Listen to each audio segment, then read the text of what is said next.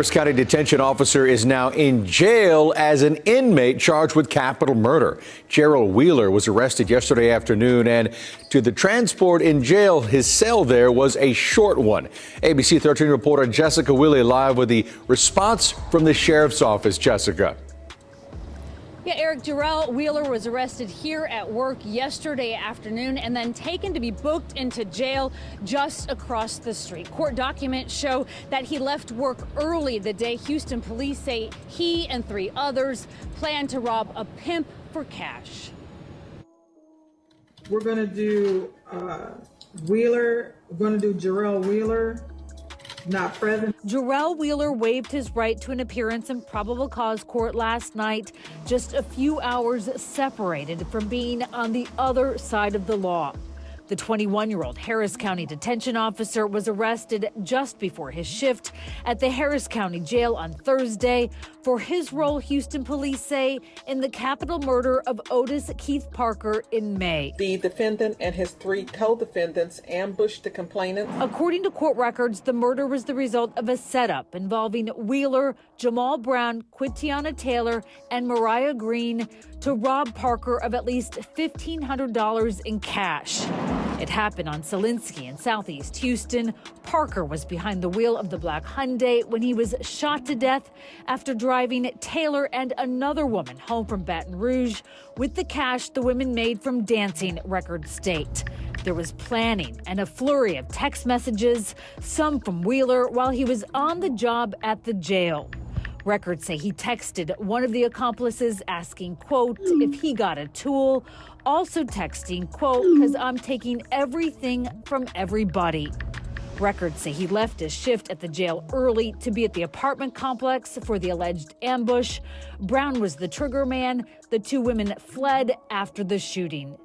In response to the arrest, the Harris County Sheriff's Office told ABC 13 they are aware of the arrest of Jarrell Tavon Wheeler, who has been relieved of duty. Wheeler was hired as a detention officer on December 6, 2021, and they are in full cooperation with the ongoing investigation. The defendant and all 4 suspects have been charged with capital murder and aggravated assault with a deadly weapon. Bond for Wheeler is a total of $350,000. The remaining 3 have warrants out for their arrests. Jessica Willey, ABC 13 Eyewitness News. What's up, my people? You're now tuned in to Me TV. Now, we're going to bring you all the stories about the stories that we need to bring you stories about. You feel me? So, that's what we going to do. Some stories might be good. Some stories might be tragic. But, hey, man, that's how these stories go. I don't make it up. Now we getting into it. You feel me? So look, man, bang the like button. Bang that subscribe button. You see them on the screen. Yeah, them right there. Hit the like and subscribe, man. Hit that right there. Now we about to get started with our story. Yo, what's up, my people? If you made it this far, hit that like button, you heard me. Hit that subscribe button and share this video for anybody who like videos like this. But I ain't gonna hold you too much more longer. Today we got DeAndrea Ford. You feel what I'm saying? DeAndrea Ford. Now this will be a very long video, very detailed video, because it got many twists and turns to it. But this is DeAndrea Ford. She's the prime witness in the case I just showed you with Gerald Wheeler, a former correctional officer at the Houston HPD Harris County jail system. So he was brought in amongst with 3 other suspects for capital murder.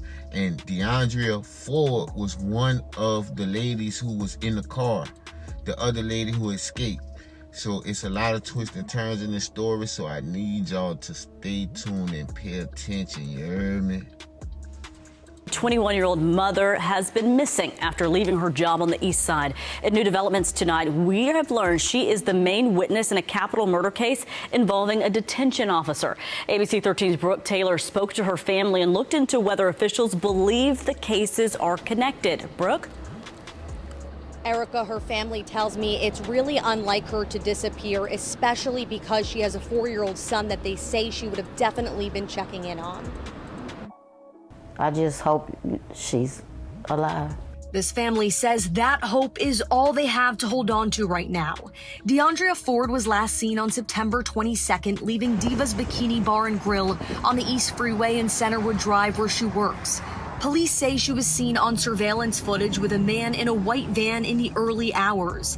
HPD hasn't shared that video, but Ford's uncle has seen it and gave it to police. We were able to see her interacting with looks to be a Hispanic individual, a male. They were having drinks. He was buying her drinks. There were other females inside of the establishment as well who were interacting with him, who seemed to have known him. Then, you know, there's also the footage that I have of them sitting in a van for about maybe an hour or so before he just leaves. While her family tells me they aren't sure the cases are connected, Ford is the main witness in a capital murder case involving a former detention officer, Jarrell Wheeler. Wheeler and 3 others were charged with capital murder in connection to the death of Otis Parker in May. According to court documents, the murder was a planned robbery stemming from $1,500 that Ford and another dancer made visiting clients in Louisiana. Court documents reveal angry text messages from one of the suspects talking about Ford.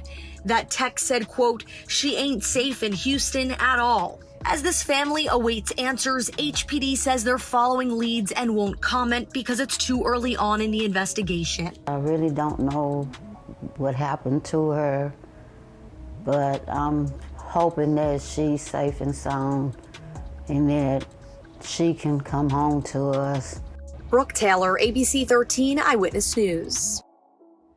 Yeah, so if you made it this far, and you're probably wondering, for those y'all who didn't catch it in the news clipping, DeAndrea Ford is a prime witness, the #1 witness in the murder case involving Jarrell, the correctional officer. So will she see? Now let me say this: rest in peace, or condolences to the family for their loss. I don't know if she's dead, I don't know if she's alive, but if she's not there, it's a loss. So let me put condolences to the family. And you know, I'm not saying this out of spite, out of malice, out of hate, but it is what it is at the end of the day. She was a main witness, right, for the state. So the whole thing got started because the young lady Taylor, what you see in some of the pictures that has the red hair, and also DeAndrea Ford went to this guy right here. Now, I don't know his affiliation with these girls, whether he was trying to be their pimp, whether he was a customer, whether he was a regular. Because look, let me tell you, these girls do stuff on the side too. They don't just go shake their ass and that be the end of it. No, they don't just do that. You know what I'm saying? It's other favors and sexual things that they do on the side. So we never really know how they knew this guy. So the young lady Taylor and DeAndrea Ford came to this guy and complained about the pimp Otis, the Otis guy that was murdered. Rest in peace to him. Condolences to his family as well. Said the pimp Otis took $1,500 from them. Now, if you know anything about the streets, if you know anything about this type of life, he didn't take the $1,500 from these ladies. It probably was already prearranged. It probably was already understood, because when you riding down to, like they said in the news clip, to Louisiana, you're going to make money. You're going to need somebody down there to protect you, watch your back. So I'm pretty sure these women gave over the money willingly. So whatever happened from that time, from them leaving to coming back, they took this to Wheeler. And this guy who's on the picture with Taylor, and this is a whole other young lady who was also a part of the botched robbery. And this guy was actually the shooter. So everybody saying he was the shooter. But you got to remember, DeAndrea Ford and this young lady Taylor went to this man. And him being only 21 years old, working in the HPD system working for the Houston's Henry County. I don't know what he was thinking over $1,500. I don't know why he got himself into this situation over $1,500. Now the star witness in the case against him is missing.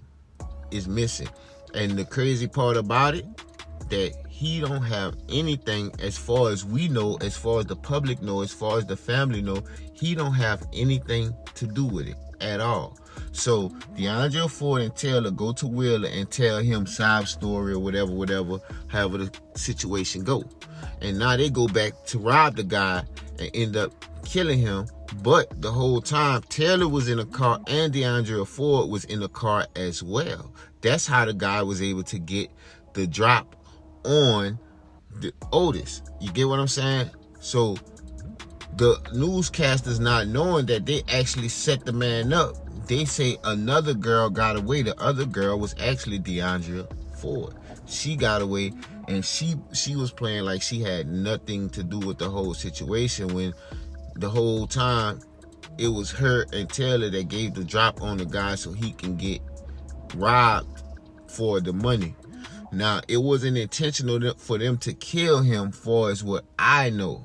I don't really know the situation, but it's too many times where we see a robbery end up in somebody losing their life. If you just want the money, take the money, shoot them in the leg or something to subdue them. You know what I'm saying? Even though I'm not into those type of things. But now we have a situation where the young lady, DeAndre Ford, has come up missing. She's missing. Nobody knows where she at. We have video surveillance of her leaving out of Divas on the east side of Houston, a place where she's known to frequent a lot, make her money, go to work, whatever y'all would say. And it was a Mexican guy who seemed like a regular, seemed like he was acquainted with the other ladies that was also in there that night.